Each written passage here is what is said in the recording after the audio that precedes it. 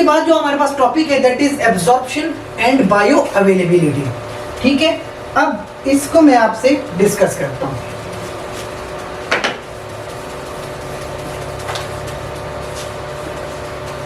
देखो, एब्जॉर्प्शन और bio availability में ज्यादा फर्क नहीं है। एब्जॉर्प्शन क्या है? ड्रग का जीआईटी से सर्कुलेशन में जाना, ये एब्जॉर्प्शन है। अब वो कितनी जाती है, कितने टाइम में जाती है, वो सब कुछ एब्जॉर्प्शन पे आता है। बायो अवेलेबिलिटी क्या है?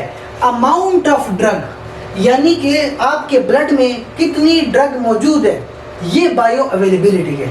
एब्जॉर्प्शन क्या है? जीआईटी से ब्लड में जाना। बायो अवेलेबिलिटी क्या है? अमाउंट, कितनी अमाउंट गई है, वो बायो अवेलेबिलिटी है। अब आप देखो, आप बायो अवेलेबिलिटी को डिटरमाइन कैसे करते हो कि एक ड्रग जो है वो कितनी बायो अवेलेबल है।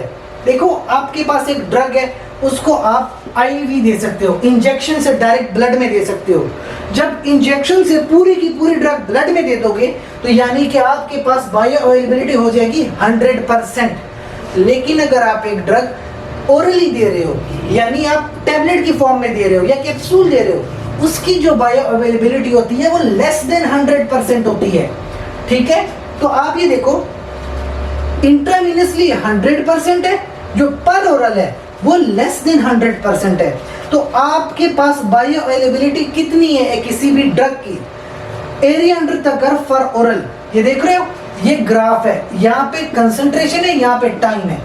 ये देख रहे हो, आपने पूरी की पूरी ड्रग ब्लड में दे दी, तो ब्लड से वो एलिमिनेट होते होते होते होते ये आ जाएगी यहाँ तक। ठीक है, अब ये सारा का सारा एरिया अंडर द कर्व है आपके पास इंट्रावीनस का। एब्जॉर्प्शन है नहीं, पूरी की पूरी ड्रग आपने ब्लड में दे दी है।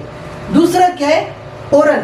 ओरल में क्या होगा? जीआईटी से ड्रग एब्जॉर्ब होगी, तो पहले ये लाइन ऊपर जाएगी एब्जॉर्प्शन के लिए, फिर जाके उसकी बायो अवेलेबिलिटी आएगी और फिर वो जाके एलिमिनेट होगी। तो ये एरिया अंडर द कर्व है फॉर ओरल और ये एरिया अंडर द कर्व है फॉर इंट्रावीनस। तो आप क्या करते हो? बायो अवेलेबिलिटी क्या है? एरिया अंडर द कर्व जो ओरल है, यानी ये वाला, और area under the curve IV है, आपस में इसका रेशियो ले लेते हो, तब जाके आपके पास किसी ड्रग की बायो अवेलेबिलिटी आती है।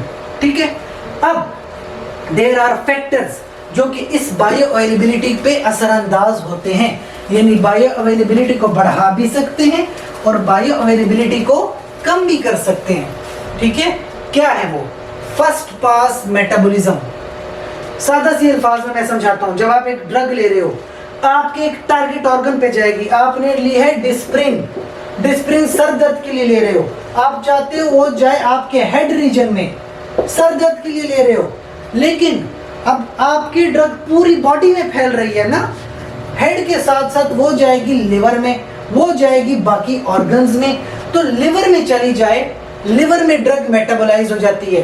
जो आपके पास जीआईटी की वॉल है स्टमक की, वो ड्रग को मेटाबोलाइज कर देता है।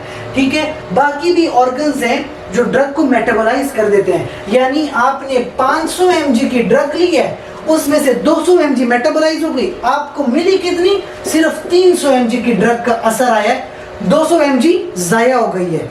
This is called first pass effect. ठीक है, अच्छा, नेक्स्ट क्या है? Solubility of the drug. आपकी ड्रग कितनी सॉल्युबल है? देखो, जो ड्रग्स बनाई जाती हैं, फार्मास्यूटिकली जो ड्रग्स बनाई जाती हैं, कुछ होती है लिपोफिलिक, कुछ होती है हाइड्रोफिलिक।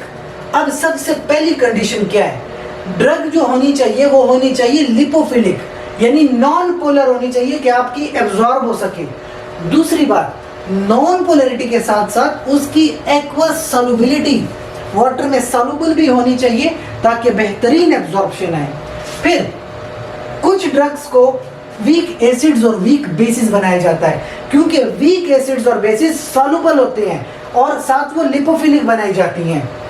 अगर तो आपने बहुत ही हाइड्रोफिलिक ड्रग बना दी, बहुत हाइड्रोफिलिक है, तो क्या होगा?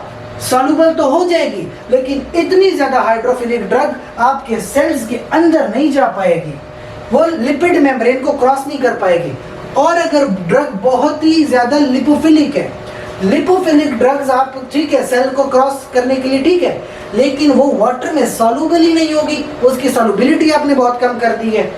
इसके अलावा केमिकल इंस्टेबिलिटी। तो ये जो आपके पास सॉल्युबिलिटी का मैंने टॉपिक समझाया ना, इसका क्या है कि ड्रग होनी चाहिए लिपोफिलिक, लेकिन एक्वस सॉल्युबिलिटी भी उसकी होनी चाहिए। तो इन दोनों को पूरा करने के लिए हम क्या करते हैं, या तो ड्रग्स को वीक एसिड बनाते हैं या वीक बेसिस बनाते हैं। वीक एसिड्स और वीक बेसिस उनके सॉल्ट्स होते हैं। अच्छा, केमिकल इंस्टेबिलिटी, कुछ ड्रग्स होती हैं जो हमारे जीआईटी में अनस्टेबल होती हैं, जैसे पेनिसिलिन जी, तो इंजेक्शन के जरिए दी जाती हैं, ठीक है। कुछ ड्रग्स होती हैं जो हमारे पास जो डाइजेस्टिव एंजाइम्स होते हैं, जैसे वो उसको डिग्रेड करते हैं, जैसे इंसुलिन है, आपके पास डाइजेस्टिव एंजाइम है, इंसुलिन डिग्रेड कर देंगे, आपको इंसुलिन मिलेगी नहीं। फिर नेचर ऑफ द ड्रग, कि वो ड्रग बनाई कैसे है, जैसे पार्टिकल साइज, जितना छोटा पार्टिकल साइज होगा आसानी से एब्जॉर्ब होगा। फिर सॉल्ट फॉर्म, आप सॉल्ट फॉर्म इसलिए बनाते हो कि ड्रग सॉल्युबल हो जाए। फिर क्रिस्टल पॉलीमॉर्फिज्म, यानी ड्रग का स्ट्रक्चर क्या है।